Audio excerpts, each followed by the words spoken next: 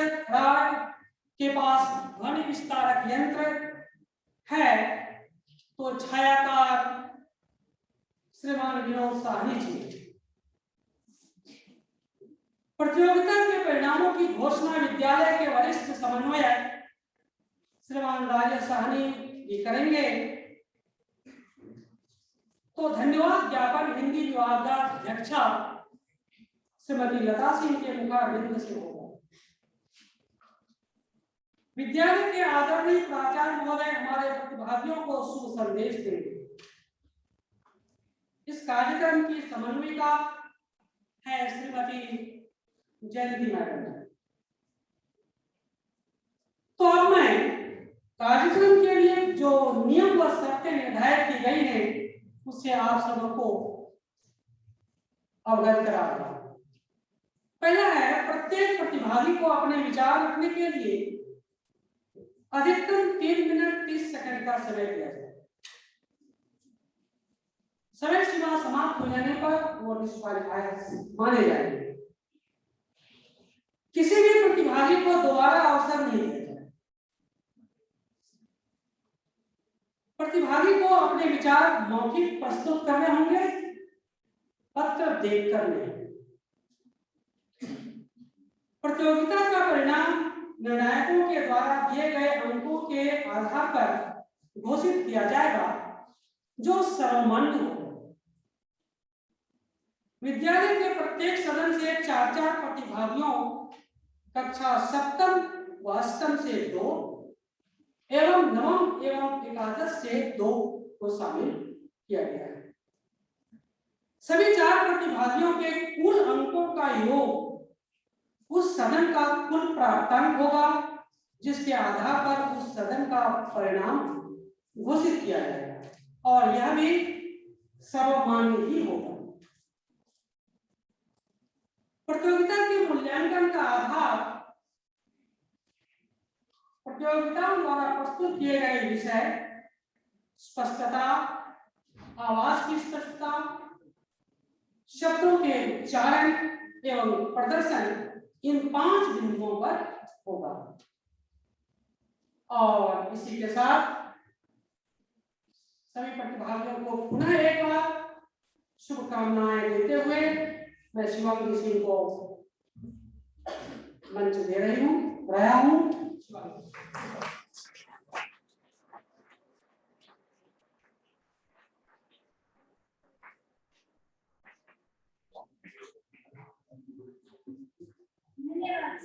उम्मीद है आप सब तैयार हैं।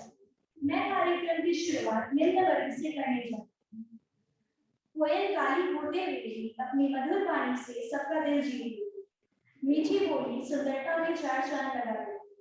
इसी को बताने आ रही है हमारी प्रथम प्रतिभागी अरावली सदन से कक्षा 7वीं की ज्ञान प्रभा, जिनका विषय है वाणी का महत्व।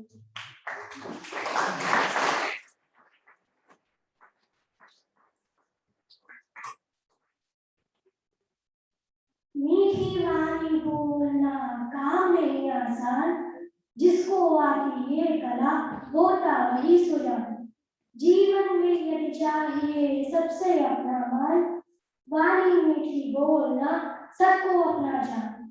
पूज्य प्राचार्य महोदय, शिक्षा पदाधिकारी महोदय, प्रशासक महोदय, अध्यापक अध्यापिकाएं, निर्णायकगण, उपस्थित महानुभावों एवं प्यारे सहपाठीगण, सुप्रभात।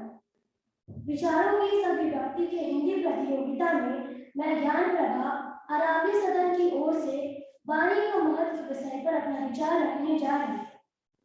सत्यम ब्रूयात् प्रियम ब्रूयात् न ब्रूयात् सत्यम अप्रियम प्रियम च नामृतं ब्रूयात् एष धर्म सनातना। अर्थात हे मानव, सत्य बोलना चाहिए, प्रिय बोलना चाहिए, अप्रिय सत्य नहीं बोलना चाहिए और झूठा प्रिय भी नहीं बोलना चाहिए। यही सनातन धर्म है। वाणी व्यक्तित्व का आभूषण है। वाणी से ही व्यक्ति के व्यक्तित्व की पहचान होती है। मधुर वाणी हर आकर्षित कर लेती है। छोटे से छोटे व बड़े से बड़े कार्य जो बड़े बड़े सूरमा भी नहीं कर पाते, वे केवल वाणी के माधुर्य से संपन्न हो जाते हैं। मधुर वाणी का सबसे बड़ा उदाहरण कोयल व कौवा है। दोनों का रंग काला होते हुए भी मधुर वाणी की वजह से सभी कोयल को स्नेह करते हैं और उसे शुभ मानते हैं, जबकि कौवे की कर्कश वाणी के कारण उसे अशुभ मानते हैं। वाणी की शालीनता और शीतलता मनुष्य के व्यक्तित्व का आकर्षण बढ़ाती है। मधुर एवं कर्णप्रिय वाणी बिगड़े काम बना देती है। मीठी वाणी सफलता की बात खोल देती है और तमाम मुश्किलों को सुलझा देती है। इसके विपरीत कर्कश वाणी से समस्याएं और गहराने लगती हैं, बने बनाए काम बिगड़ने लगते हैं। वाणी ने ही चक्रवर्ती सम्राट राजा हरिश्चंद्र को स्मशान का पहरेदार बना दिया तथा उन्हें अपनी पत्नी तक को बेचना पड़ा। वाणी ने श्री राम को 14 वर्षों तक वन में रहने के लिए विवश कर दिया और वाणी ने ही महाभारत युद्ध करा दिया। वाणी ने ही भीष्म पितामह को शरशैया पर सोने के लिए विवश कर दिया। अतः हमें कुछ बोलने से पूर्व वाणी के महत्व को याद कर लेना चाहिए और इसलिए हमें सदैव मधुर वाणी को भी अपनाना चाहिए। जो व्यक्ति सदैव मीठी वाणी को अपनाता है, उसके मित्रों, रिश्तेदारों और शुभचिंतकों का दायरा बढ़ता जाता है। अतः ठीक ही कहा गया है, ऐसी वाणी बोलिए मन का आपा खोए और इनको शीतल करे आपो शीतल हो। धन्यवाद।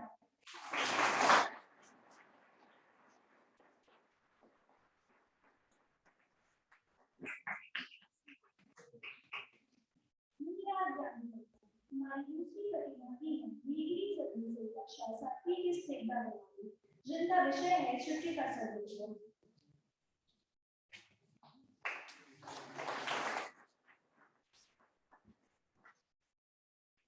सुप्रभात। आदरणीय प्राचार्य महोदय, निर्णायक मंडली, शिक्षकगण, उपस्थित महानुभावों एवं मेरे सहपाठियों, मैं स्निग्धा कुमारी कक्षा 7 की छात्रा नीलगिरी सदन की ओर से आज के इस प्रतियोगिता में जिसका शीर्षक दर्पण है, जिसमें मुझे छुट्टी का सदुपयोग विषय पर बोलने का अवसर प्राप्त हुआ है। आज मैं इस विषय पर अपने विचार रखने आई हूँ। छुट्टियों के दिन छुट्टियां भी ले लेती हैं छुट्टियां, छुट्टियों से छुट्टियों तक याद आती हैं छुट्टियां। बचपन में स्कूल के दिनों में छुट्टी के दिन हर किसी को बहुत ही प्यारे लगते हैं, क्योंकि छुट्टी के दिन मिलने पर पढ़ाई का बोझ और तनाव एकदम खत्म हो जाता है, जिससे बच्चे छुट्टी को लेकर बहुत उत्सुक रहते हैं। छुट्टी के दिन मिलने पर पढ़ाई का बोझ और तनाव के बीच औषधि का कार्य करता है। नहीं तो पढ़ाई के दिनों में दिन रात सिर्फ और सिर्फ पढ़ाई के लिए समय देना होता है। छुट्टी ऐसे समय होते हैं जब हम अपनी इच्छा अनुसार अपने सभी कार्यों को पूरा कर सकते हैं। कुछ लोग इसे अपने परिवार के साथ व्यतीत करना पसंद करते हैं, वहीं अन्य लोग इसे अपने अन्य आवश्यक कार्यों के साथ साथ मनोरंजन अथवा परिजनों से मिलने का रखते हैं। कुछ छात्र सप्ताह की छुट्टी अपने अन्य कार्यों को पूरा करते हैं, स्वयं को अन्य छात्रों के साथ चलने हेतु तैयार करते हैं। अधिकतर लोग छुट्टी के मध्य पड़ने वाले त्योहारों का भरपूर आनंद उठाते हैं। त्योहार लोगों में धार्मिक भावना के साथ साथ परस्पर मेल व भाईचारा बनाने में महत्वपूर्ण भूमिका निभाते हैं। छुट्टी का उपयोग व्यक्तित्व विकास के लिए किया जा सकता है, जिसमें तरह तरह के हॉबी क्लासेस, बोर्ड चार्ट, श्रेष्ठ मानव संबंध, वर्तनीय सुधार जैसे प्रशिक्षण लिए जा सकते हैं। छुट्टी का उपयोग से मानव अपनी इच्छाओं को पूरा कर सकता है, अपने लक्ष्य को पा सकता है। वर्तमान समय में जो परिस्थितियां हमारे सामने आई, लगभग 2 वर्ष से हमें घर पर रहना पड़ा। जीवन को सुरक्षित रखने के साथ साथ हमें बहुत से अवसर भी प्राप्त हुए, जिसमें हम अपना समय का उपयोग करके अपने लक्ष्य को पा सकते हैं। अंत में मैं यह कहना चाहूंगी कि जिस जीवन के लक्ष्य को पाने के लिए इतना दिन रात परिश्रम करते हैं, उससे हम छुट्टी का उपयोग से आसानी से पा सकते हैं। जैसे एक साधारण कीड़ा अपने आप को बंद कर लेता है और वो सुंदर तितली बन जाता है, वैसे ही हम मनुष्य छुट्टी का उपयोग करके अपने जीवन को सुंदर बना सकते हैं। धन्यवाद।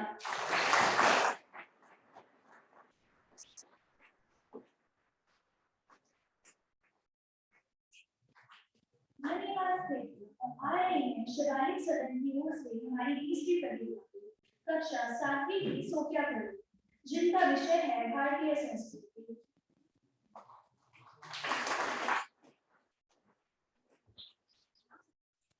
जहाँ डाल डाल पे सोने की चिड़िया करती है बसेरा, जहाँ डाल डाल पे सोने की चिड़िया करती है बसेरा, वो भारत देश है मेरा।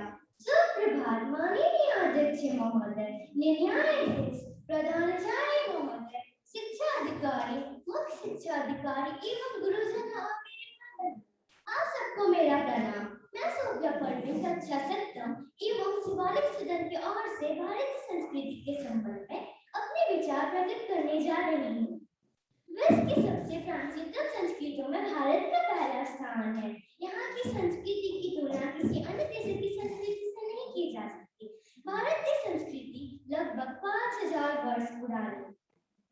जब दुनिया ने वर्ण का ज्ञान नहीं खोज पाया था, तब भारत में 4 वेद, 18 पुराण और 33 उपनिषद लिखे जा चुके थे।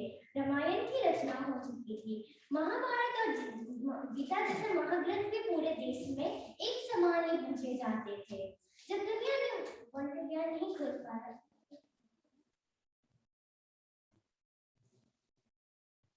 यहाँ की शिक्षा व्यवस्था आश्रम व्यवस्था पर आधारित थी। गुरुकुल में ही रहकर छात्र शिक्षा प्राप्त करते थे। भारत में विभिन्न धर्मों के लोगों की अपनी परंपरा, त्योहार, भाषा, पहनने का ढंग, खान पान अलग है, पर यहाँ पे सभी लोग एकता और गर्व के साथ खुद को भारतीयवासी कहते हैं। भारत की ये सबसे खास विशेषता है। भारत में सभी धर्मों एवं संप्रदायों के लोग एक साथ लेके चलना और पूरे देश को एक मानना ही भारत की खास विशेषता है। भारत में काफी सारे महाकवि एवं महापुरुष पैदा हुए थे। भारत में स्वतंत्रता से पहले यहाँ पे ब्रिटिश रूल्स का राज हुआ करता था, पर यहाँ पे कुछ महापुरुषों ने मिलकर इस भारत को आजाद कराया और भारत में काफी सारे भाषाएं बोली जाती है, जैसे हिंदी, उर्दू, संस्कृत, मराठी, गुजराती आदि, पर यहाँ का राष्ट्रभाषा हिंदी है। हिंदुस्तान की पहचान है हिंदी, हिंदुस्तान की मान है हिंदी, हिंदुस्तान की जान है हिंदी। यहाँ पे 4 गज को सबसे महत्वपूर्ण माना जाता है। पहला चरित्र, हर प्रकार से ईमानदार और पवित्र होना। दूसरा विज्ञान, आत्मा का ज्ञान ही विज्ञान है। तीसरा साहित्य, देश भर में होने जाने वाले विषय ही साहित्य में आता है। चौथा धर्म, भारत में धर्म को सबसे महत्वपूर्ण अंग माना गया है। इसीलिए तो 9वीं और 20वीं सदी ने भारत में बाकी देशों को आकर्षित कर दिया था। भारत में विदेशी लोगों ने भी अपने संस्कृति को अपनाने लगा है। यहाँ पे लोग अच्छे से और शांति से रहने के लिए प्रार्थना करते हैं। ओम सर्वे भवन्तु सुखिनः, सर्वे सन्तु निरामयाः, सर्वे भद्राणि पश्यन्तु, मा कश्चित् दुःखभाग् भवेत्। ओम शांति शांति शांति। इन्हीं शब्दों के साथ मैं अपने वाणी को विराम देना चाहती हूँ।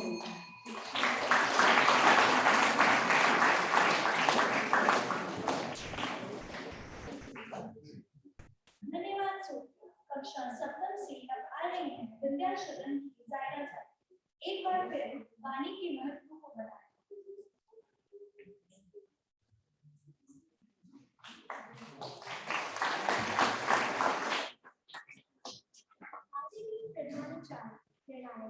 एवं सभी उपस्थित गुरुजनों को मेरा स्वागत है। मैं शारीरिक कक्षा सप्तम एवं विद्या सदन से अपने विषय का पाठ संत कबीर जी के दोहे से करती हूँ। ऐसी वाणी बोलिए मन का आपा खोए, औरन को शीतल करे आपको शीतल होए। वाणी व्यक्ति का आभूषण होती है। वाणी से ही व्यक्ति के व्यक्तित्व की पहचान होती है।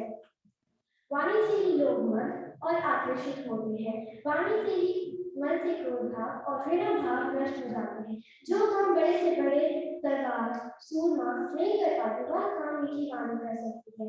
प्रभाव से औरों को और तन मन को शीतलता प्राप्त होती है। वैसे छवि को समाज में अलंकृत करने का मात्र साधन है व्यक्ति के मुख से निकला पहला शब्द और उनके सही उच्चारण। संसार की प्रत्येक वस्तु प्रेम से प्रभावित होती है। एक मनुष्य अपनी सद्भावनाओं का अधिकारी वाणी द्वारा ही करता है।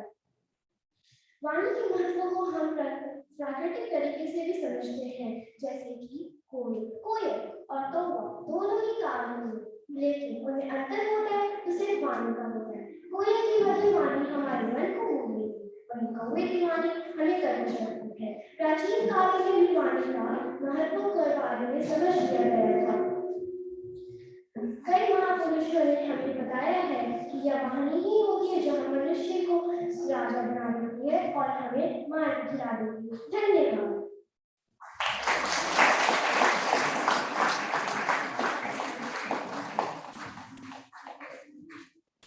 धन्यवाद जायरा। इसी के साथ कक्षा सप्तम के सभी प्रतिभागियों का समय समाप्त हुआ। कहते हैं जब तक आस है तब तक, जब तक संस्कृति है तब तक आस है, बिना संस्कृति मानवता का विनाश है। इसी के साथ अब आ रहे हैं अष्टम के अभिषेक आनंद, भारतीय संस्कृति पर अपने विचार रखने।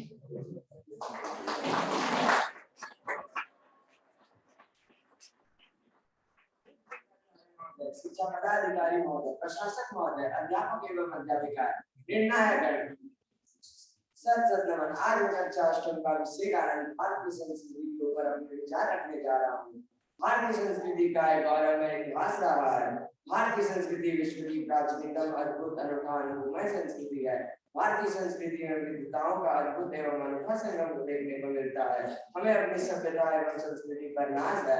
भारत विविधताओं का देश है। प्राकृतिक सुषमा से सुसंपन्न भारत प्रकृति की क्रीड़ा भूमि है। उत्तर में गिरिराज हिमालय इसका भार है तो दक्षिण में रत्नेश इसके चरणों को प्रक्षालित करता है।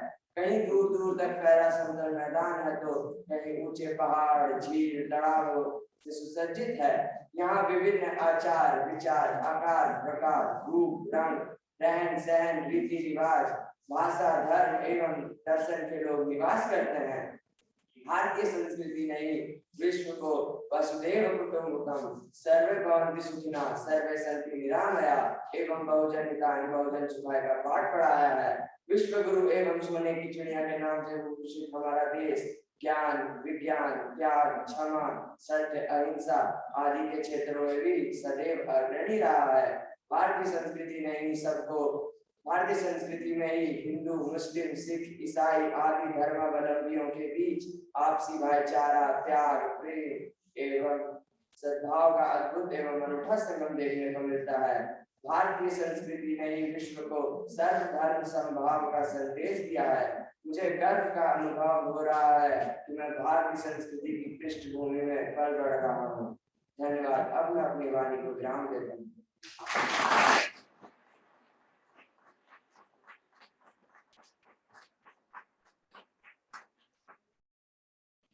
धन्यवाद अभिषेक। अब मैं आवाज देती हूँ नीलगिरी सदन से कक्षा अष्टम के अंशुल कुमार को, जिनका विषय है छुट्टी का सदुपयोग।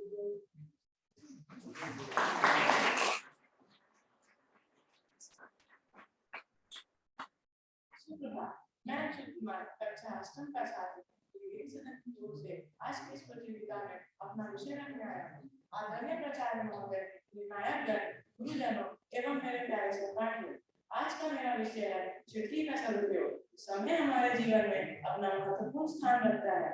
यह कहें कि समय अमूल्य है। समय का सदुपयोग से ही जीवन सार्थक बनता है। हमारे विद्वान फ्रैंकलिन का कथन है, अगर तुम्हें अपने जीवन से प्रेम है तो समय का मत गवाओ, क्योंकि इसी से जीवन बढ़ता है और देखते ही देखते जीवन समाप्त हो जाता है और हमें पता ही नहीं चलता। छुट्टी का सदुपयोग करके व्यक्ति जीवन में आगे बढ़ सकता है। समय का वर्णन हमारे महान कबीरदास जी ने अपने दोहे में किया है। काल करे सो आज करे सो अब, पल में बदले होएगी बहुरी करेगा कब। अर्थात कल का काम हमें आज कर लेना चाहिए, आज का काम हमें अभी कर लेना चाहिए। व्यक्ति जीवन में बड़ी आदतें जीवन पर्यंत बनी रहती है, अतः हमें इसकी अच्छी आदतें सीखनी चाहिए। छुट्टी का सदुपयोग करके ही व्यक्ति जीवन में आगे बढ़ सकता है, जो हमें जीवन की ऊंचाई पर ले जा सकता है। यही छुट्टियां जो हमें मिलती है, हम इसका कैसे उपयोग करते हैं यह हम पर निर्भर करता है। छुट्टी का अलग अलग अर्थ है। मैं यह कहना चाहता हूँ कि अगर हम छात्र छुट्टी का सदुपयोग अपनी लक्ष्य की प्राप्ति में लगाएं तो हम अपने सारे मनोवांछित इच्छाओं को पूरा कर सकते हैं। धन्यवाद।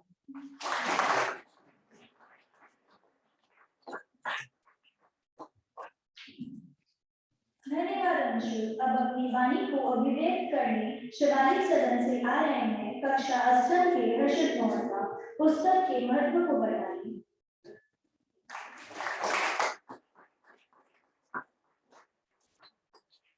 जिस प्रकार सूरज के बिना प्रकाश नहीं होता, उसी तरह पुस्तक के बिना ज्ञान नहीं होता। सुप्रभात। पूज्य प्राचार्य महोदय, शिक्षा पदाधिकारी महोदय, प्रशासक महोदय, अध्यापक एवं मेरे प्रिय सहपाठियों, आज मैं हफीज मोहम्मद का कक्षा 8 एवं शिवालिक सदन की ओर से पुस्तक का महत्व विषय पर अपने विचार रखने जा रहा हूँ। पुस्तकें हमारी सच्ची मित्र होती है, वह हमें सब बढ़ने में सहायता करती है। जब भी हम किसी मुसीबत में रहते हैं तब वह हमें सहायता करती है और सलाह देती है। पुस्तकों का हमारे जीवन में बहुत महत्व है, वह हमें संस्कार और ज्ञान देकर एक अच्छा व्यक्ति बनाती है। पुस्तक इतिहास की चीजें नष्ट हो जाती है, लेकिन हमारी पुस्तकों में सब कुछ बहुत सुरक्षित रहता है, जिससे कि हम बिना किसी उलझन के अपने इतिहास के बारे में जान सकते हैं और उस पर गर्व महसूस कर सकते हैं। गीता रामायण आदि जैसी पुस्तकों को पढ़कर मन को परम शांति का अनुभव होता है। आज के समय में पुस्तक बड़ी मात्रा में उपलब्ध है और हर विषय की अपनी अपनी एक किताब है, जिससे कि हम अपने पसंदीदा विषयों के बारे में ज्ञान प्राप्त कर सकते हैं। इन पुस्तकों में लिखी गई हर बात जीवन में किसी न किसी पड़ाव पर काम आती है। पुस्तकों के बिना व्यक्ति बहुत सी बातों से अनजान रह जाता है। पुस्तक ज्ञान प्राप्त करने का सबसे सस्ता और सरल साधन है। पुस्तक वो कागज होता है जिसमें कि सारा कागज समाया रहता है और उससे हर व्यक्ति हर व्यक्ति से जानकर बहुत जीवन में बहुत सी चीजों के बारे में जान सकता है। जैसे सुभाष चंद्र बोस जी ने कहा है, मैं भला और मेरी पुस्तक भली। पुस्तकों से हम पूरी दुनिया को देख तो नहीं सकते, लेकिन दुनिया के बारे में बहुत सी चीजों के बारे में ज्ञान प्राप्त कर सकते हैं, जो हमारे जीवन में बहुत काम आती है। लेकिन आज के समय में लोग पुस्तकों को छोड़कर इंटरनेट और मोबाइल की ओर अपनी ज्यादा रुचि दिखा रहे हैं, लेकिन हमें पुस्तकों का अध्ययन हमें अभी भी करते रहना चाहिए। इसी आशा के साथ मैं अपना वक्तव्य समाप्त करता हूँ। धन्यवाद।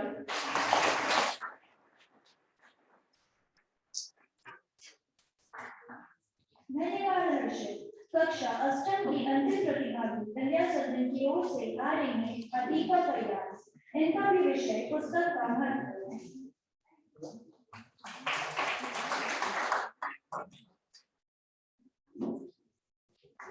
पूज्य प्राचार्य महोदय, शिक्षा पदाधिकारी महोदय, प्रशासक महोदय, अध्यापक अध्यापिकाएं, निर्णायकगण एवं मेरे प्रिय सहपाठियों, शुभ प्रभात। आज मैं आतिफा फैयाज कक्षा 8 विद्या सदन की ओर से पुस्तक के महत्व पर अपने विचार रखने जा रही हूँ।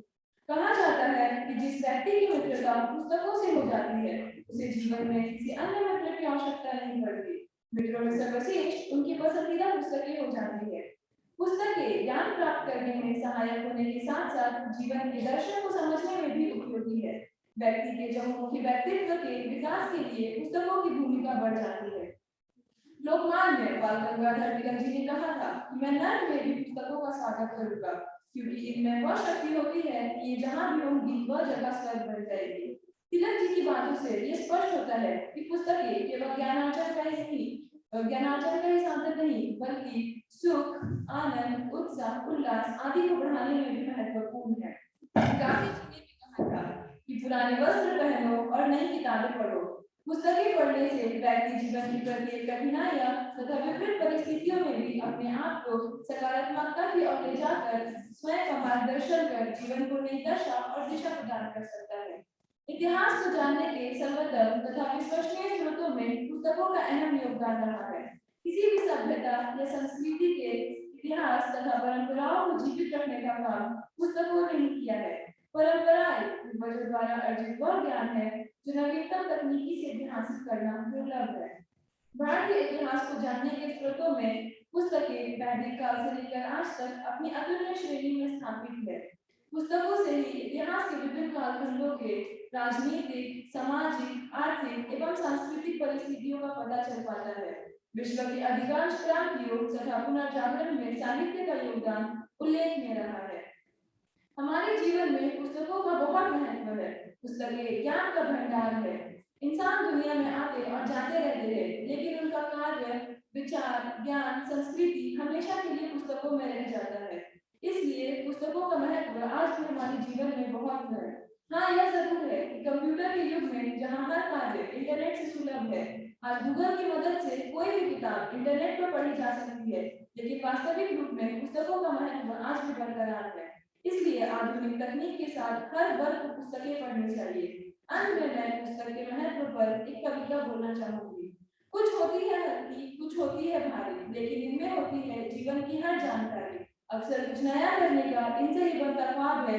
जिंदगी में सबसे अच्छा दोस्त कोई और नहीं, किताब है। धन्यवाद।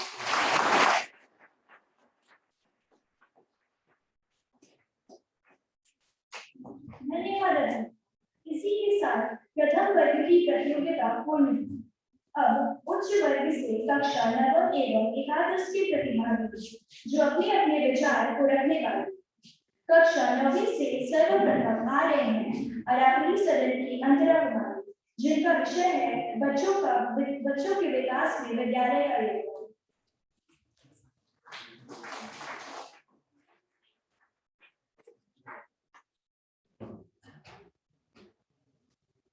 पूज्य प्राचार्य महोदय, शिक्षा पदाधिकारी महोदय, प्रशासक महोदय, शिक्षक शिक्षिकाएं, निर्णायकगण एवं सहपाठीगण, सत नमन। कक्षा नवम की मैं अंतरा कुमारी अरावली सदन की ओर से हिंदी संभाषण प्रतियोगिता का विषय बच्चों के विकास में विद्यालय का योगदान पर अपना विचार रखने जा रही हूँ।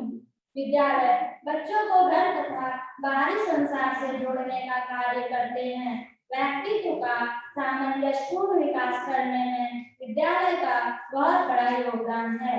विद्यालय में समाज के आदर्शों, विचारधाराओं का प्रचार होता है तथा अशिक्षित नागरिकों को शिक्षित करने में बड़ा योग देता है। आज विद्यालय सामुदायिक केंद्र के रूप में विकसित हो रहे हैं। विद्यालय बच्चों के लिए एक सरल, शुद्ध तथा उत्तम समाज है। यहाँ बच्चों का मानसिक, चारित्रिक, सामुदायिक, राष्ट्र तथा अंतरराष्ट्रीय विकास होता है तथा स्वस्थ रहने का प्रशिक्षण मिलता है। यह सामाजिक एवं सांस्कृतिक विरासत का संरक्षण करता है तथा उसे अगली पीढ़ी तक ले जाने का काम करता है। विद्यालय का वातावरण ऐसा कारक है जो बच्चों को प्रभावित करता है और उनके व्यक्तित्व में परिवर्तन लाता है। बच्चों के भविष्य की घर या परिवार में रखी जाती है। विद्यालय में शिक्षक द्वारा उसे अनुकूल बनाकर उस पर विकास का भवन खड़ा किया जाता है। यह समाज का एक लघु रूप होता है।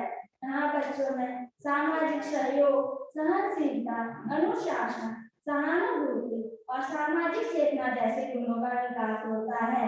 यह बच्चों की शिक्षा का औपचारिक एवं सक्रिय अभिकरण है।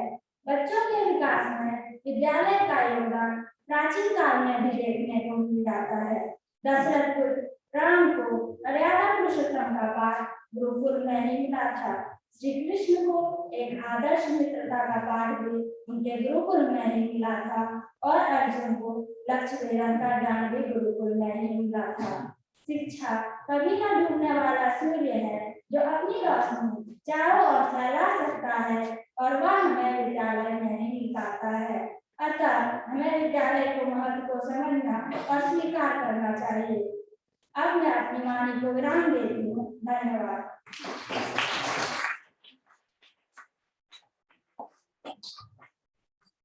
धन्यवाद। अब आ रही है नीति सदन की विधि तालिका, जिनका विषय है हिंदी का उद्भव एवं विकास।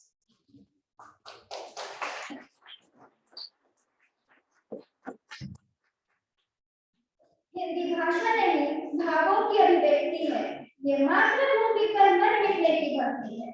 शुभ प्रभात। मैं विद्यालया कक्षा नवम मेरे सदन की ओर से आज के इस प्रतियोगिता दर्पण में अपना विषय रखने आई हूँ। आदरणीय प्राचार्य महोदय, विनायक मंडली, मेरे गुरुजनों एवं उपस्थित सहपाठियों, आप समझ ही गए होंगे कि आज का मेरा विषय है हिंदी या हिंदी भाषा का उद्भव एवं विकास। हम हिंदुस्तानी हिंदी के महत्व को अच्छी तरह जानते हैं। यह भाषा भारत देश को एक सूत्र में बांध कर रखी है। हिंदी एक ऐसी भाषा है जो अ से अनपढ़ से शुरू होकर ज्ञ से ज्ञानी बनाती है। यह भाषा विभिन्न दौर से गुजरकर आज जाकर समृद्ध हुई है। मूल रूप से हिंदी फारसी भाषा का शब्द है। हिंदी की उत्पत्ति सिंधु सेन से हुई थी, क्योंकि ईरानी भाषा में शाकुहा कहा जाता है। इससे पता चलता है कि हिंदी वास्तव में सिंधु शब्द का प्रतिरूप है। इस प्रकार कालांतर में हिंद शब्द संपूर्ण भारत में प्राय बनकर उभरा। इसी हिंद शब्द से हिंदी शब्द बना। हिंदी का इतिहास लगभग 1000 वर्ष पुराना माना गया है। हिंदी का जन्म अपभ्रंश से हुआ था। हम जिस भाषा को आज हिंदी के रूप में जानते हैं वह आधुनिक आर्य भाषा है। आधुनिक आर्य भाषा का प्राचीनतम रूप संस्कृत है। संस्कृत का विकास उत्तरी भारत में बोली जाने वाली प्राचीनकालीन भाषाओं से माना जाता है। हिंदी के विकास की 3 अवस्थाएं मानी गई है: आदिकाल, मध्यकाल और आधुनिक काल। आदिकाल राजनीतिक उथल-पुथल का युग था, जिसमें हिंदी का उपयुक्त विकास नहीं हो पाया। मध्यकाल यह मुगलों के शासन का युग था, जिसमें काव्य ग्रंथों की इकाई झलकती है। इस काल में भाषा के 2 मुख्य रूप विकसित हुए: ब्रज और अवधि। ब्रज और अवधि के अतिरिक्त हिंदी का खड़ी बोली पर आधारित दक्षिणी रूप में दिखाई दिया। आधुनिक काल 18वीं सदी के अंत में और 19वीं सदी के प्रारंभ में हिंदी का आधुनिक रूप दिखने लगा। 1850 के आसपास हिंदी की नई दिशा और स्वरूप निश्चित हुई। इसी दिशा और स्वरूप के आधार पर भारतीय हिंदू हरिश्चंद्र और उनके सहयोगी लेखक महावीर प्रसाद द्विवेदी और उनके बाद के रचनाकारों ने गद्य और पद्य की नई भाषा को अपनाया, जो खड़ी बोली पर आधारित था। इसे ही राष्ट्रीय भाषा के रूप में भी अपनाया गया। अब मैं अपनी वाणी को विराम देते हुए कहना चाहूंगी कि जो भाषा जन जन को मिलाती है वह भाषा हिंदी कहलाती है। जय हिंद, जय हिंद।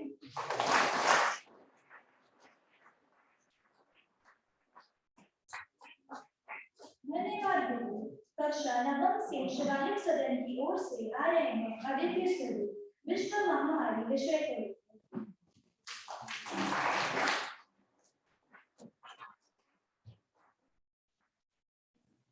सुप्रभात माननीय अध्यक्ष महोदय, प्राचार्य महोदय, न्यायाधीशगण, शिक्षकगण, मुख्य शिक्षा पदाधिकारी महोदय और सभी महानुभावों।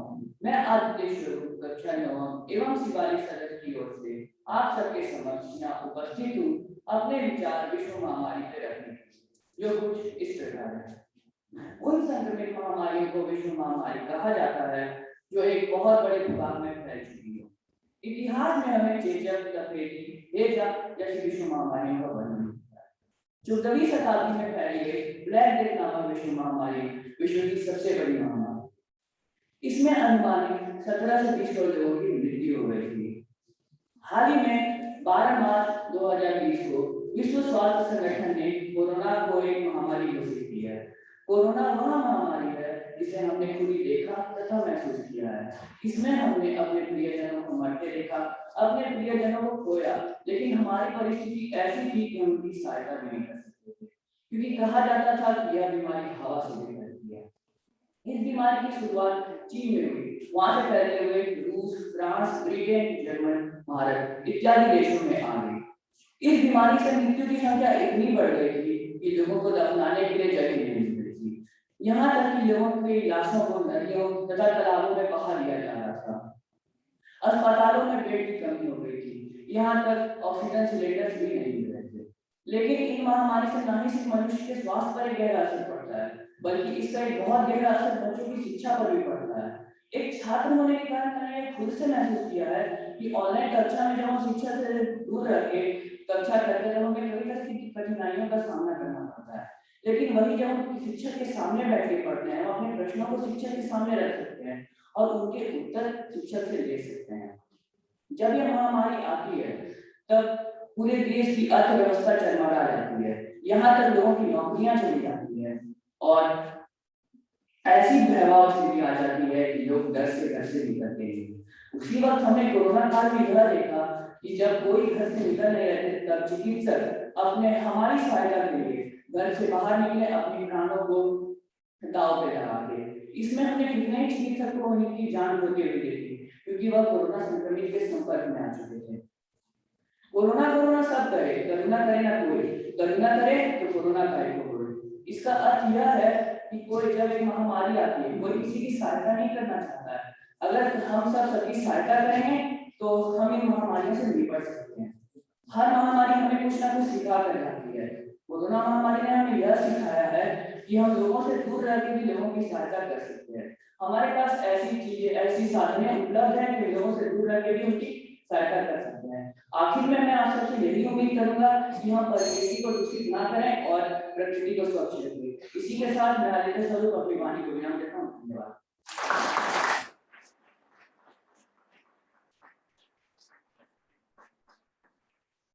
धन्यवाद आदित्य। कक्षा 9 के अंतिम प्रतिभागी मोहम्मद अरवम, जिनका विषय है शिक्षक और विद्यार्थी।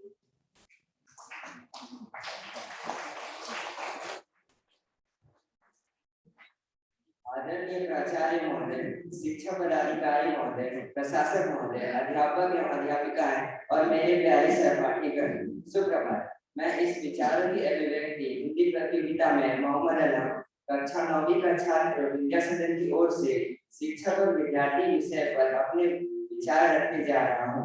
शिक्षक का विद्यार्थी जीवन में बहुत अधिक महत्व होता है।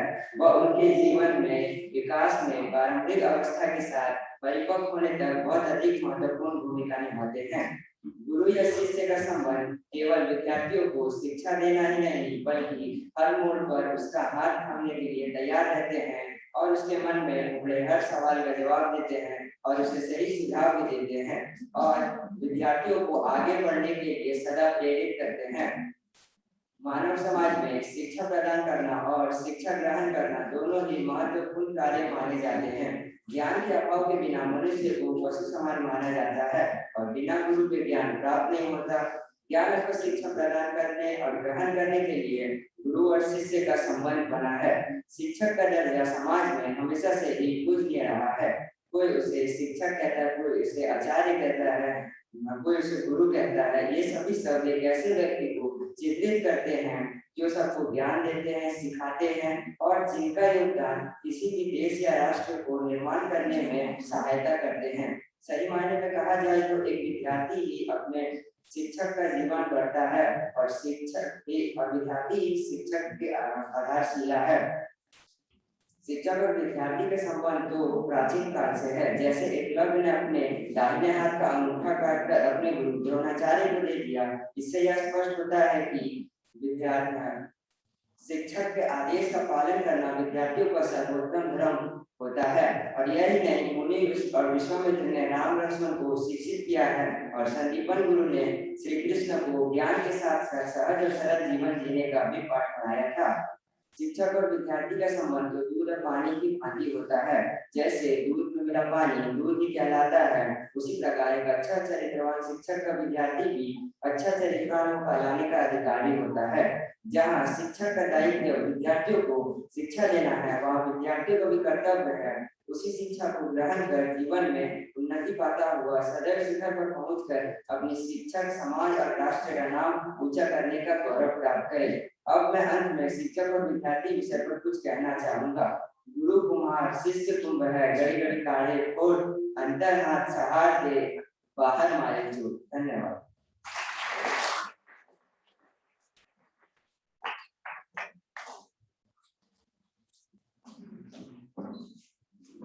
धन्यवाद मोहम्मद।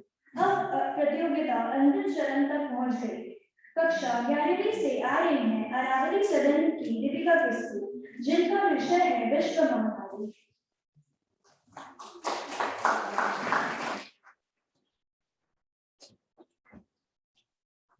चीन फ्रांस से झेलता खाली हुआ महान, लगते कब्रिस्तान से इटली और ईरान, बंद सिनेमा घर हुए मॉल पड़े सुनसान, आलम में आकाश का भी आया फरमान। पूज्य प्राचार्य महोदय, शिक्षा पदाधिकारी महोदय, प्रशासक महोदय, अध्यापक एवं अध्यापिकाएं, उपस्थित अतिथिगण, प्यारे सहपाठीगण, सुप्रभात। मैं अरावली सदन की दीपिका किस्कू आज की इस दर्पण प्रतियोगिता में विश्व महामारी के संबंध में अपने विचार रखने जा रही हूँ। विश्व महामारी वह है जो विश्व के एक बहुत बड़े भूभाग में फैल चुकी हो और उससे प्रभावित लोगों की संख्या में लगातार वृद्धि हो रही हो। हम उन बीमारियों को विश्व महामारी की संज्ञा नहीं दे सकते हैं जो मौसमी किस्म के हो और बार बार होते रहे हो या फिर एक व्यक्ति से दूसरे व्यक्ति में नहीं फैलती हो। संपूर्ण इतिहास में चेचक, तपेदिक, HIV, 2009 का फ्लू, 14वीं शताब्दी का ब्लैक डेथ और आज का ये कोविड-19 जैसे असंख्य विश्व महामारियों का विवरण मिलता है। इन बीमारियों ने विश्व के असंख्य लोगों को मृत्यु के शैया पर सुला दिया। इसने संपूर्ण विश्व के लोगों को शारीरिक, मानसिक, आर्थिक रूप से अत्यधिक प्रभावित किया है। कई देशों की तो आर्थिक स्थिति ही चरमरा गई, रोजगार के साधन बंद हो गए, विश्व व्यापार की व्यवस्था बहुत अधिक प्रभावित हुई। इतना ही नहीं, विश्व महामारी ने सामाजिक व्यवस्था को भी काफी हद तक प्रभावित किया है। जैसे कि आज हम कोविड-19 जैसे विश्व महामारी के दौर में देख रहे हैं, माता पिता, भाई बहन, मित्र, गुरु शिष्य आदि के अलौकिक प्रेम को घृणा का रूप दे दिया। जिसे हम प्यार से गले लगाते रहे, उससे 3 गज दूर रह रहे हैं। इसने सामाजिक अंधविश्वास को भी बढ़ावा दिया है। इतना ही नहीं, विश्व महामारियों ने पूंजीवाद को भी बढ़ावा दिया है। विश्व के विभिन्न राष्ट्रों के सामने अनेक चुनौतियां लाकर खड़ा कर दिया। राष्ट्र का विकास अवरुद्ध हो गया है।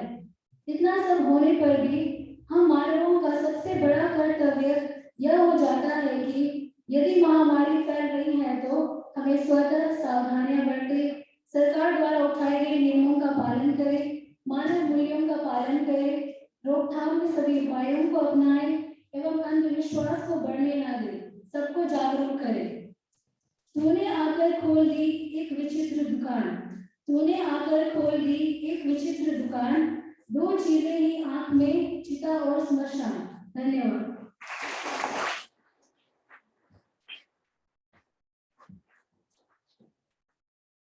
धन्यवाद दीदी। नीति सदन से आ रही हैं सीमा सोरेन, जिनका विषय है बच्चों के विकास में विद्यालय का योगदान।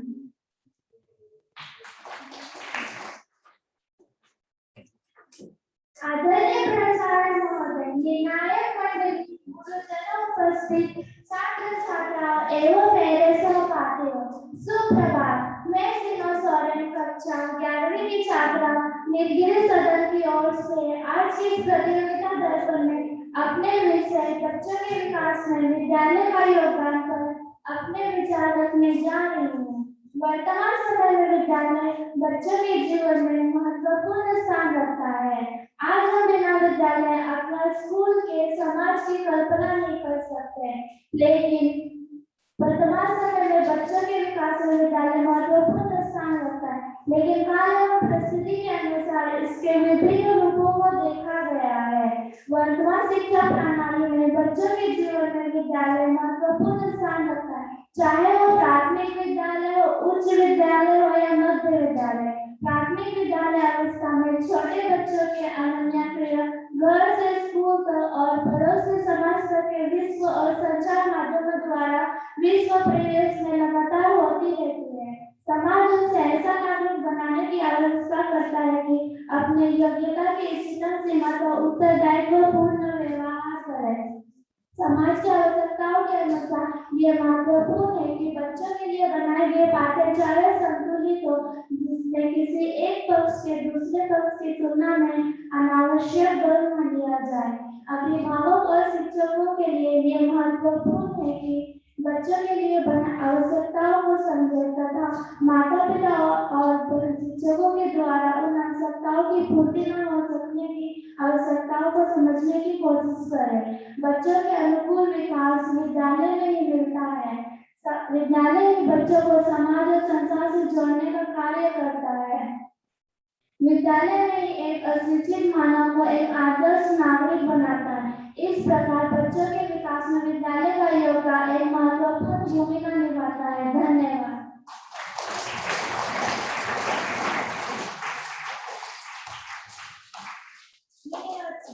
अब कक्षा 11वीं की सदानी सदन की ओर से आ रही है पूर्णिमा दामोदर, एक बार फिर शिक्षक और विद्यार्थी विषय को लेकर।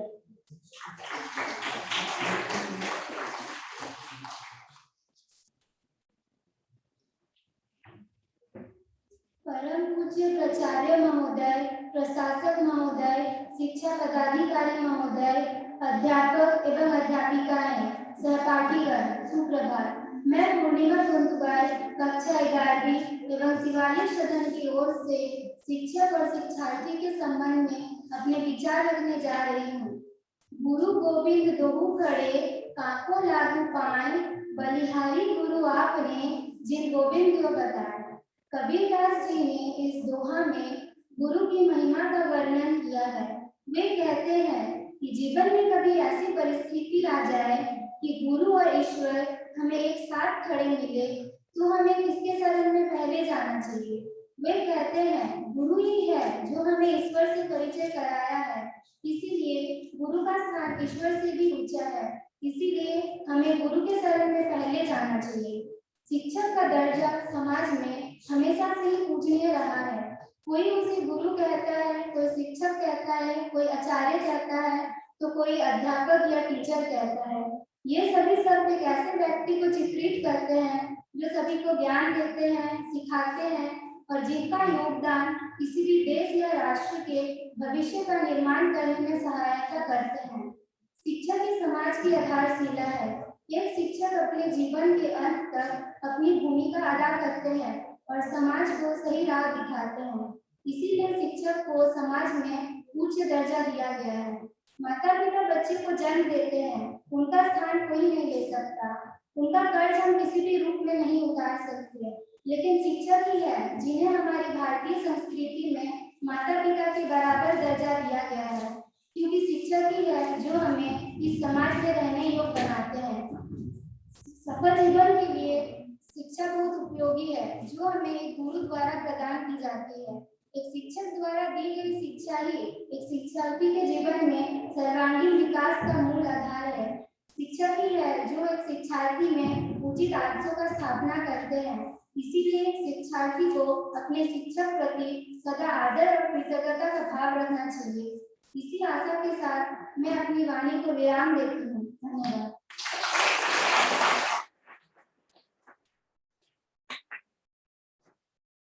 धन्यवाद पूर्णिमा। इस प्रतियोगिता के अंतिम प्रतिभागी विद्या सदन की ओर से मोहित कुमार झा, जिनका विषय है हिंदी उद्भव और विकास।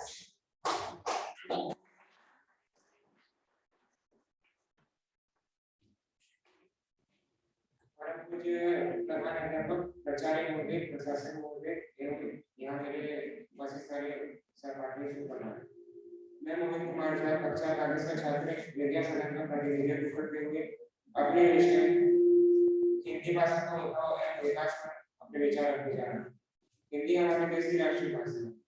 इस भाषा का विकास कहाँ से कहाँ तक हुआ अथवा इस भाषा के विकास में किन महापुरुषों और ज्ञानियों का हाथ है, इस भाषा का को और आगे बढ़ाने में किन ज्ञानियों और महापुरुषों का हाथ रहा है, इसका वर्णन आवश्यक है।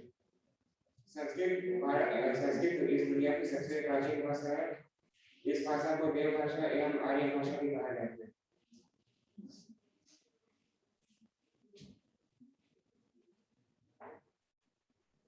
हिंदी इसी आर्य भाषा एवं देव भाषा की उत्तराधिकारी मानी जाती है। साथ ही साथ ऐसा भी माना जाता है कि हिंदी का जन्म संस्कृत की गोद से हुआ है।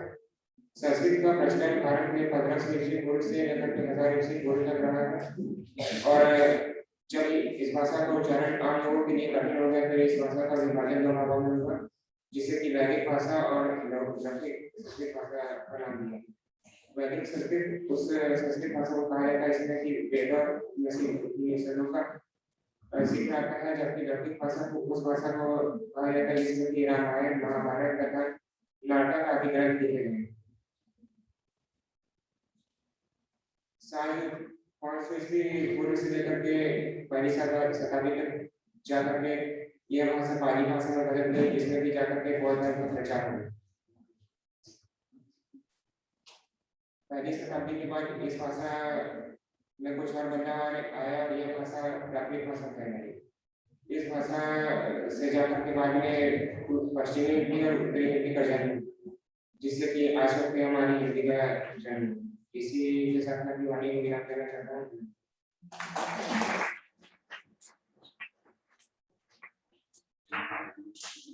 धन्यवाद।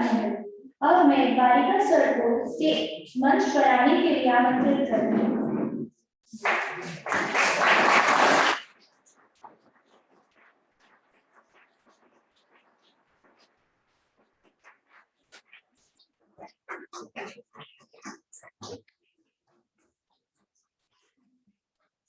आदरणीय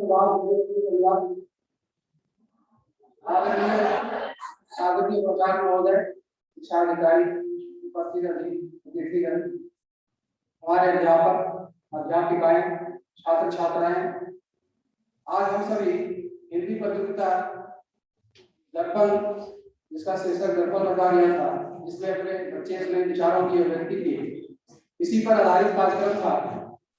कार्यक्रम की शुरुआत से लेकर अंत तक आप लोगों ने सभी ने अच्छी तरह से सुना और सामने देखा भी। मैंने जो महसूस किया, इसमें बालिकाओं का वर्ग आगे था। कुल प्रतियोगिताओं की संख्या, प्रतियोगी की संख्या 16 थी, उसमें 10 बालिकाएं थी और 8 जो है बालक थे। मैं आगे प्रयास करूंगा, मैं आप लोगों से निवेदन करना चाहूंगा कि जो बालक हैं वो भी कार्यक्रम में आगे बढ़े, अपने हिस्सेदारी बढ़ाएं। इसी के साथ मैं ये कहना चाहूंगा कि हिंदी को आप ऐसा नहीं समझे कि हिंदी है क्या। बहुत बच्चे ऐसा करते हैं कि हिंदी, संस्कृत या फिर जो हमारी मातृभाषा है उसको उतना तरजीह नहीं देते जितना हम इंग्लिश को देते हैं। हम अंग्रेजी का विरोध नहीं करते, आप अंग्रेजी पढ़ें, अंग्रेज न बने, आप सभ्यता को अपनाएं, अपनी संस्कृति को देखें। हमारे पूर्वज जो है संस्कृत और हिंदी में ही दुनिया में विश्वगुरु बना था और हो सकता है कि आगे दिन में बन जाए। विदेशों में संस्कृत पढ़ाए जा रहे हैं, संस्कृत की कक्षाएं ली जा रही है, अंग्रेजी कम हो गई है और यहाँ की संस्कृति को अपना रहे हैं, यहाँ के धर्म को लोग विदेशों में अपना रहे हैं। मैं धर्म का प्रचार करने नहीं आया, लेकिन मैं ये कहना चाहूंगा कि आप अपनी संस्कृति को नहीं भूलें, हिंदी को आप हाशिए पे न रखें, उसको मुख्य पे रखें और आप कोई भी कार्यक्रम हो तो उसमें आगे बढ़ चढ़ कर हिस्सा लेने का प्रयास करें। हम सभी हैं आपके सहयोग के लिए और आप आगे बढ़ें। कम से कम अपना जो अंदर की जो प्रतिभा है उसको दिखलाने का यही एक मंच है जिससे आप दिखला सकते हैं। आपके अंदर में प्रतिभा है, आप उसमें उसको बाहर नहीं निकाल पा रहे हैं, तो बाहर निकालने के लिए हम लोग आपकी प्रतिभा को बाहर निकालेंगे और आप इसको मंच पर प्रदर्शित करेंगे। फिर मैं ये कहना चाहूंगा कि हिंदी का परचम उड़ा, हिंदी का आज परचम उड़ा उच्च गगन की ओर, हिंदी की बिंदी सजी आभा दिनकर और। हिंदी सीमा तोड़कर चली विश्व के द्वार, वैज्ञानिक आधार पर प्रसिद्धि मिली अपार। हिंदी अपनी बान है, भारत माँ की शान है, इनके ही सम्मान में बढ़ता हमारा दुनिया में मान है। कानों में रस बोलते हिंदी कविता गीत, सरस प्यार के बोल से सबको लेती जीत। इसी के साथ मैं अपना वक्तव्य समाप्त करता हूं।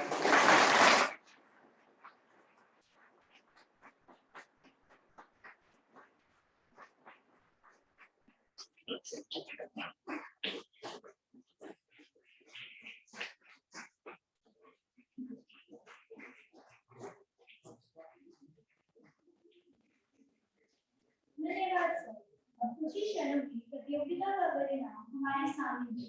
मैं विद्यालय के प्राचार्य श्री विपिन विश्वास से आग्रह करती हूँ कि वे मंच पर आए और अपने शब्दों से हमारा उत्साह बढ़ाएं।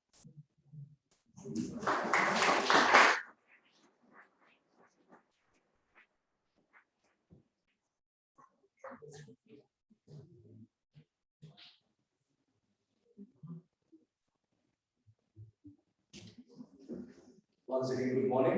It was a lovely experience to have the speakers speak again. And I told you in the beginning that it is not a very easy job. Speaking in front of the audience like this, speaking first time, second time, many of them are the first time speaking over here. They never found it a very easy thing. Yes, students, you have done a very good job. We were looking forward to many important things. I remember that yesterday we had started with some extra matters and it was a very short time that you had to practice. Especially, I talked to you about the gestures. Gestures are very important. You see that whenever you speak, to make a good speaker, gesture has to go on along with it. Okay, that makes your speech a wholesome one. Other than that, what I find that in many cases we have to develop the pronunciation of the words. In many cases, your sha, sa, they are not coming properly. Your sha and your ka, your cha, maybe the Hindi teacher will be able to tell you about it. So when you're speaking, see that all these pronunciation is worked upon by you so that you can deliver in a much better way. So two things you need to improve upon. Well, we have different topics, different themes on which the speakers have spoken, and they are all current, they are hot topics, you can say. I want that these things, whatever has been said, have been done in Hindi.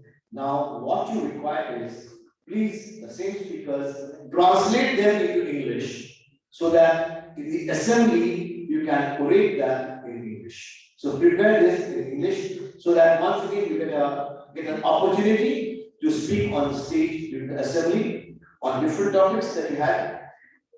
Other than that, those students who did not take part, please see that from now onwards, because many parents say that my child is not getting a chance to speak.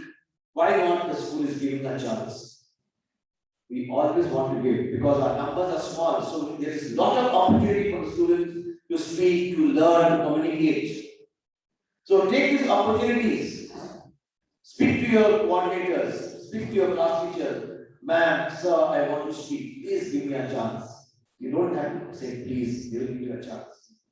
So please work on this note which I have just now told you. So all these things are nothing but paths to development. Okay? So can we all do that? I think you can. Yes. I know you're all waiting for the results, so I will not delay. I think we have one more speaker to deliver. Thank you.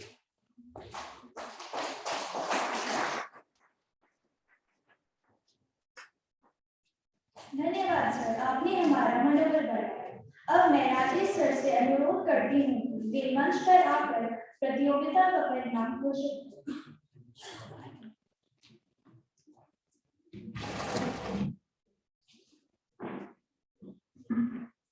Good morning, students. Sorry, I can't speak Hindi on the stage, which I can speak in classrooms. We are very fortunate that in our midst we have got our education officer, our MIT OSD administration. Without a word of encouragement from our education officer, it would be incomplete. Since our 16 participants, they did fantastically. That is something which is beyond words which I can express here. I would like to call upon our education officer to share some words.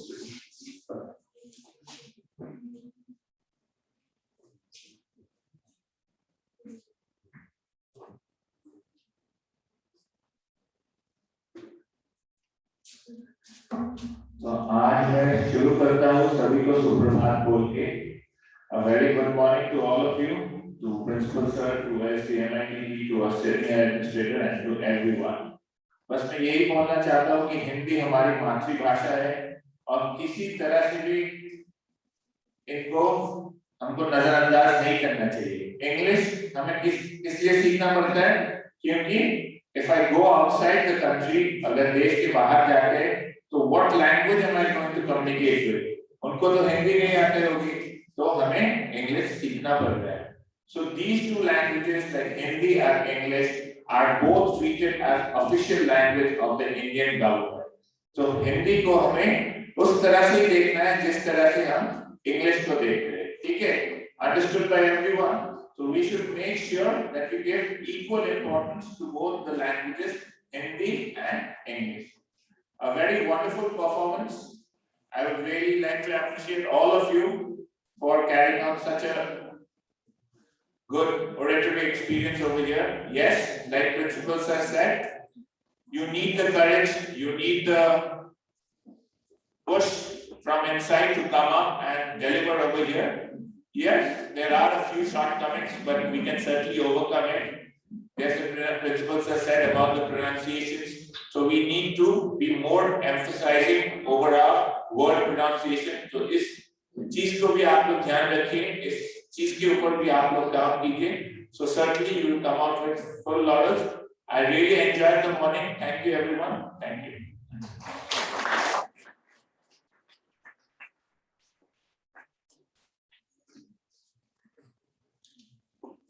In the meantime, Madam Jayanti is preparing the certification. So I would like to say something here. To all the boys and girls who are non-participants, it has been found that some of the students are very, as sir has mentioned, that they are very much willingly they are coming forward. Some housemasters have been facing problem, like giving some initiative to some of the students. First of all, I'll tell you that it takes a good amount of guts to stand here. And for that, the teachers are ready to prepare you. I'll give one example of Abhishek Anand, who stood over here. It was me who took his name. It was not the housemaster, but I just put his name that he should speak. More often, Abhishek Anand has been in the hotlines of Madhu Study. But today, he stood here and he came to me and said, sir, I don't think so I will be able to deliver. I said, you can. The way you are so fluent, flamboyant, outspoken inside a classroom, outside a classroom. There is something in you which you need to remove, and that is the phobia, the stage phobia. Just go over and deliver. Prove to your friends that you, beside, there is one self, but another self is also there. And he, indeed, whether you agree with me or not, he has proved himself today. Whether he wins or not, it doesn't matter, but he is already a winner. Like him, many boys and girls, now girls are very willingly coming forward, which we appreciate. But Principal Sir has all the time been wanting. It's not that the Principal Sir is not encouraging the girls, but Principal Sir wants the boys to come over here, come forward, talk to us. That is what we need. Few are there, those who are coming, and we really appreciate that. And this time, some of the boys really they have taken this step to come forward and they spoke to their housemasters. And in the teachers, they have done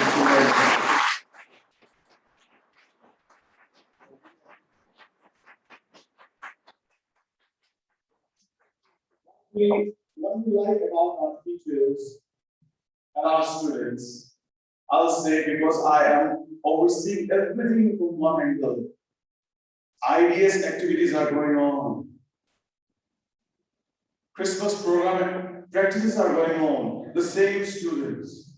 Some students, the selected ones are in the drama. Some are there in the song. Some are there in the dance. Some are there for anchoring. Some are there for Hindi.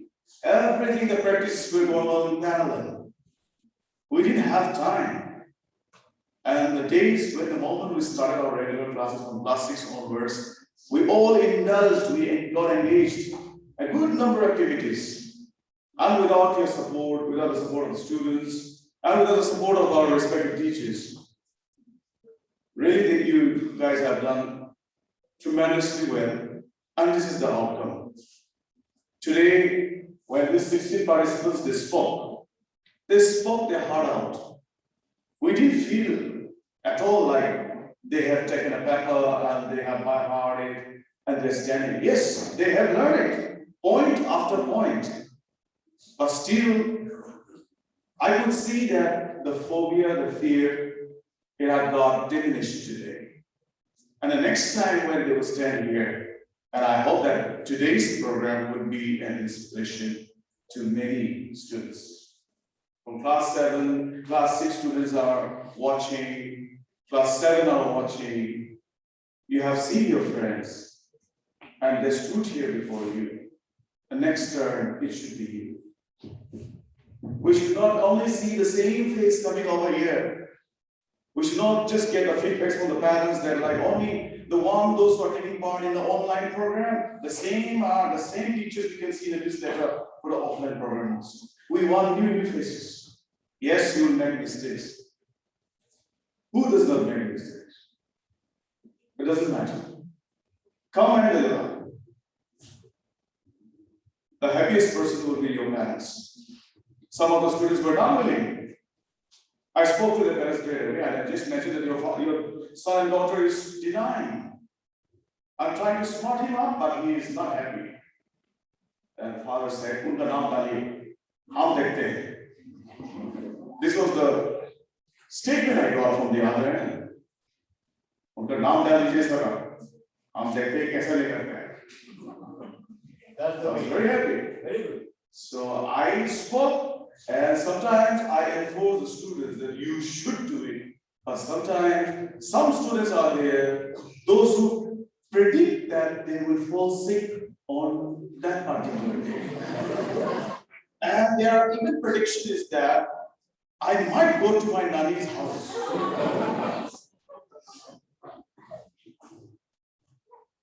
We are your teachers. We came first on this planet.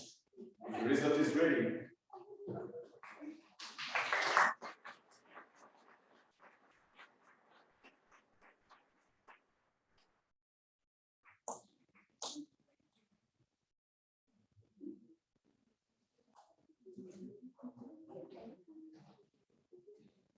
And to do this honor, I would like to request our education officer once again, turn-wise, I would like to request our administration also. I will call you up, sir, please.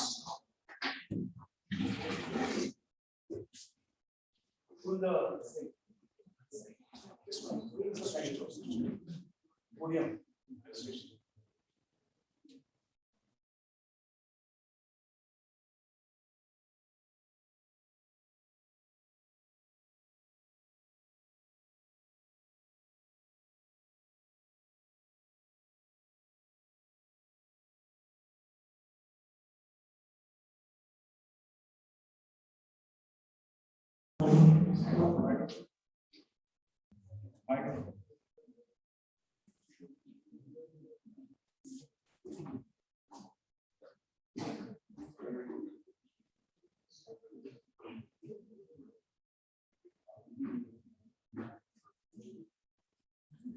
Beginning with the junior category, I just would like to start from descending order.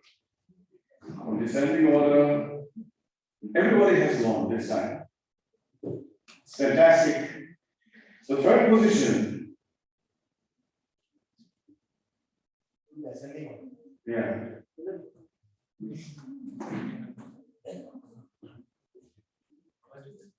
This is house.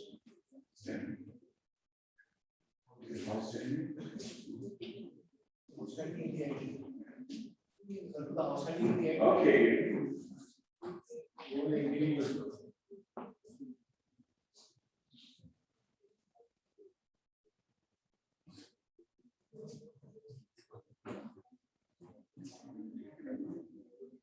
Third position goes to Miss Gyan Prabha Varali House.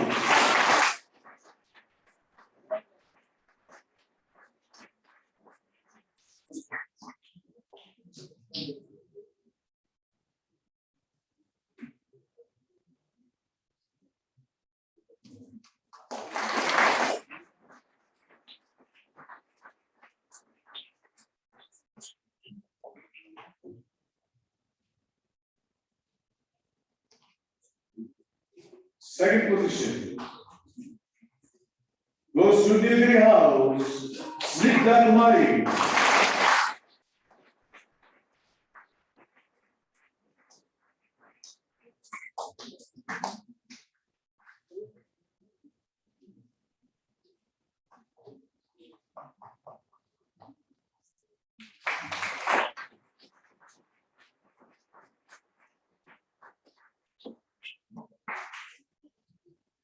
And And the first position goes to Vidya House.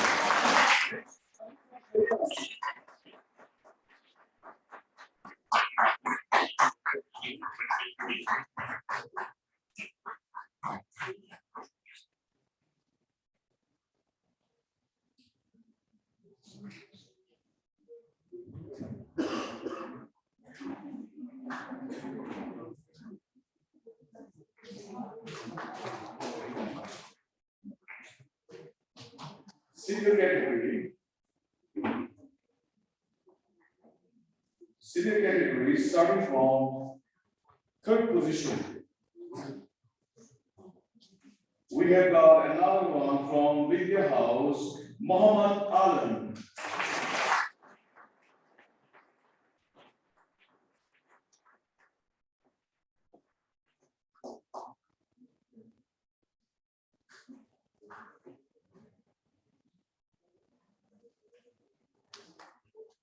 We have got two contenders. Those who have equally, they have presented their mark and they are both winners here for second position. We have got Miss Divika Kisku from Alawi House.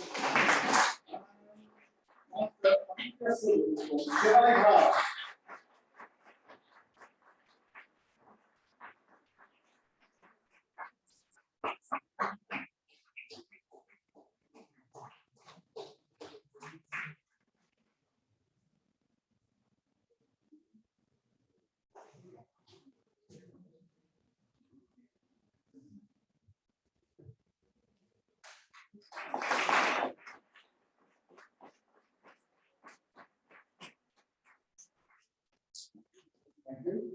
And the first position in the senior category goes to Nilgiri House, Miss Vicky Dania.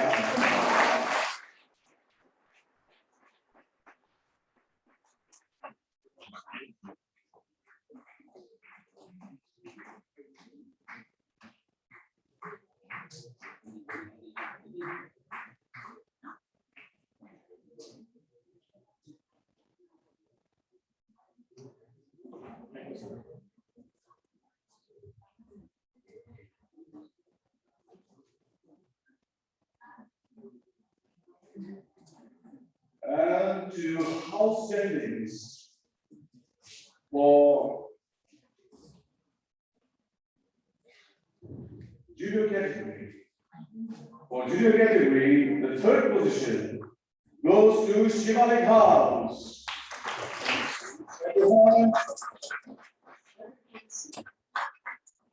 The junior category goes to Nilgiri House and India House.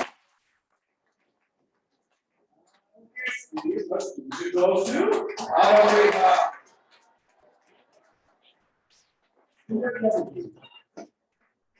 Senior category is senior category, third position goes to Arabica. Second position goes to Nilgiri House. First position, senior category, goes to Shivalik House.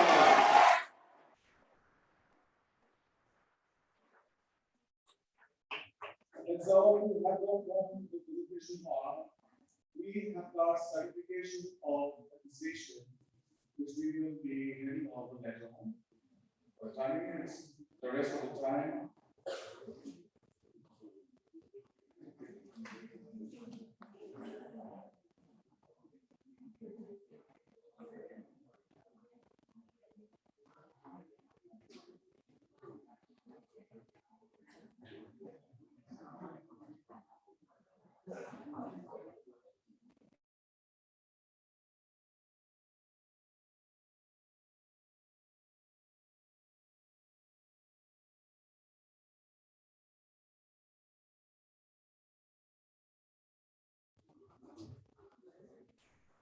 और मैं अंत में धन्यवाद ज्ञापन के लिए हिंदी की शिक्षिका श्रीमती लता सिंह को मंच पर आने के लिए आग्रह करती हूँ।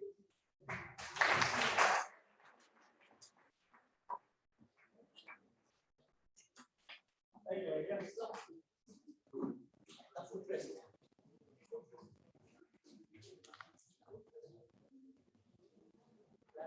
एक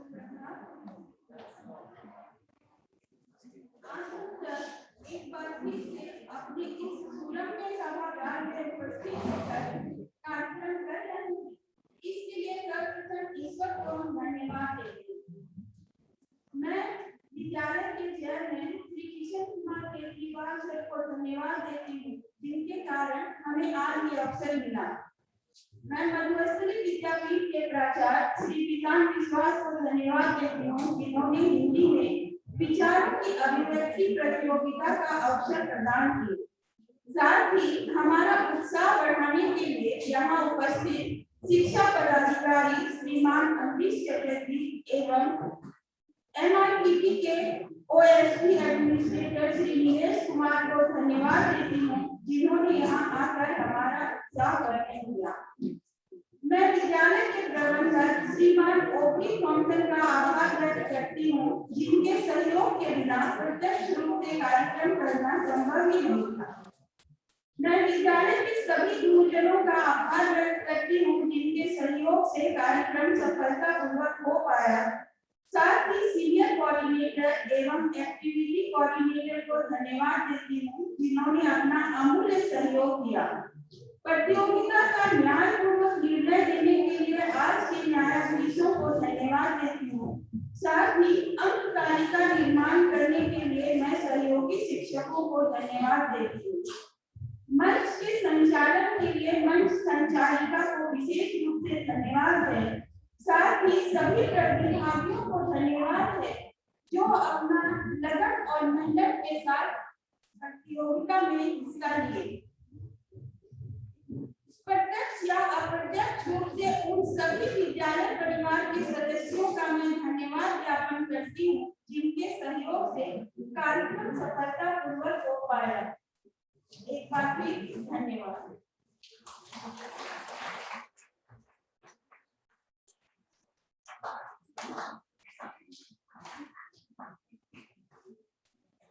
I'm taking this moment once again to stand before you.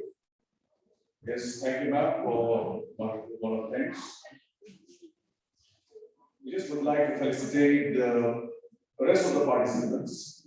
A certificate of appreciation will be handed over to you. And to do the honors, I would like to request once again our respected principal, as the recognition on the stage, please.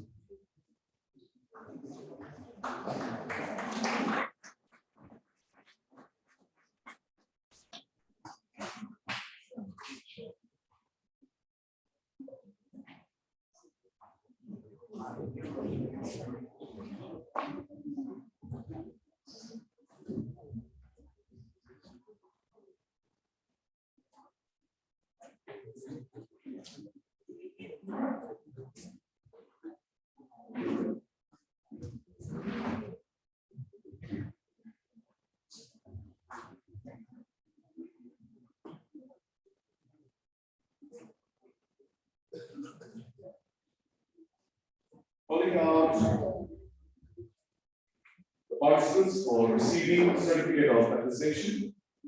First, we have Ms. Sophia Parvi from Shivalik House.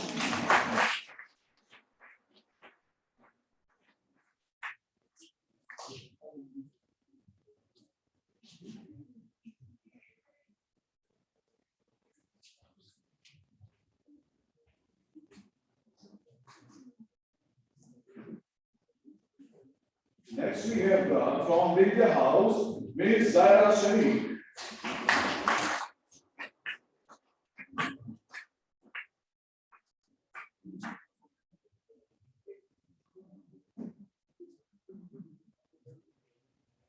Next, we have from Aravalli House, Abhishek Anand.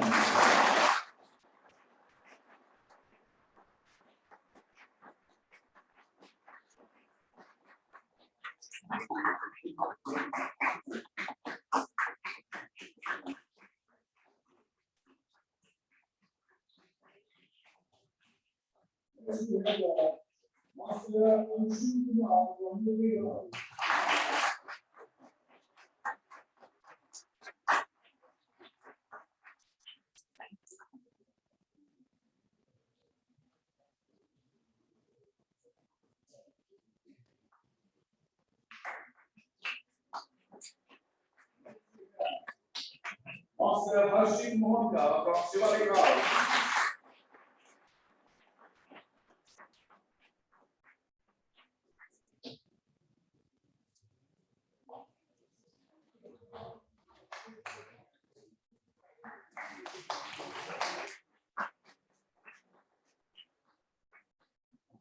We have from RB House again, Miss Antara Kumari.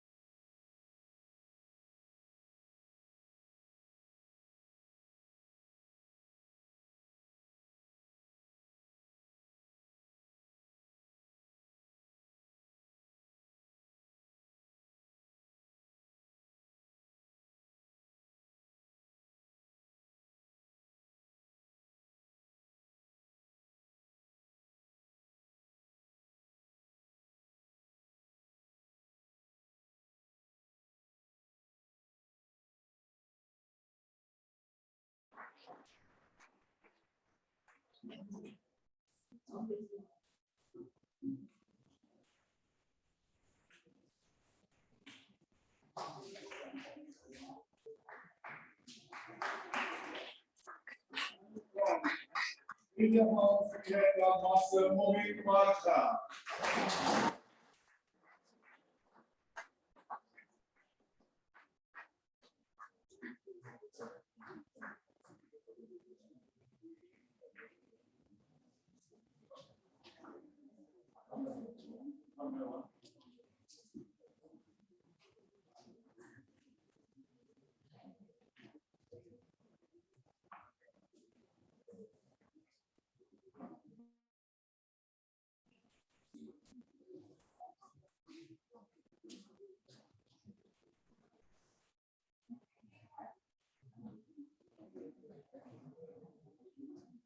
We have got one special girl, like whenever I have entrusted her to be the anchor online or offline, be it in English or in Hindi. She has been outstanding, she has never said no. And she has been improvising, and all the time when I find her on the stage, she has got a different aura. So please welcome on the stage our anchor, Shivangi Kumari.